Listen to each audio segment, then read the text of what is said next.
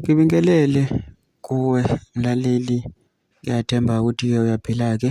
Mina nje ngizocela kuwe-ke laphana-ke ukuthi-ke uma kuwukuthi usamusha kulona-ke ikhasi-ke leli-ke, noma ukuthi-ke uyaqala ukungena kulo-ke, wenze nje okulungile-ke laphana-ke ungixhase ungaphumi wacindezeleka-ke. Bhatheni u-subscribe nje kubiza imali kumahhala nje ukhishwe nesenti-ke elimnyama-ke likhona ukwazi phela ukuthi-ke uqhubeke uthole nezinye-ke iy'ndaba-ke ezintsha ezizokulethela zona ngikufakela zona-ke kulona-ke ikhasi-ke leli kusukela-ke manje-ke kuze ngikuphuthele izindaba njengamanje ukuthi-ke ungakucindezela-ke ibhathini u-subscribe njengamanje.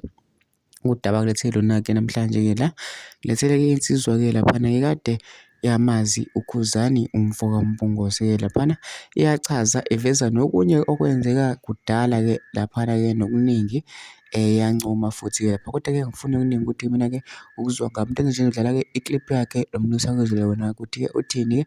Mina ngicela phela masizwile-ke le clip nama-comment section for sure lakho ukuthi nawe ucabangani ngalolu daba-ke lolu bese wenza okulungile njengomxhasi ungaphuma wacindezelekanga-ke ebhathini u-subscribe nje kubiza imali kumahhala nje ukhishwe nesenti-ke elimnyama leli cause ukwazi phela ukuthi-ke uqhubeke uthole nezinye-ke iy'ndaba-ke ezintsha engizokulethela zona ngikufakela zona kulona-ke ikhasi-ke leli kusukela-ke manje.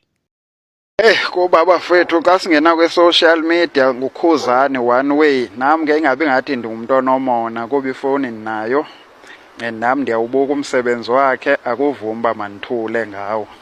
Khuzani ndimbonile bafowethu mna personally eposta ikhaya lakhe linezindlu ezimbini ezintathu, abanye abaculi beposta iiflethi zasesentini, esenza okuhlukile lo mjita kubanye abantu.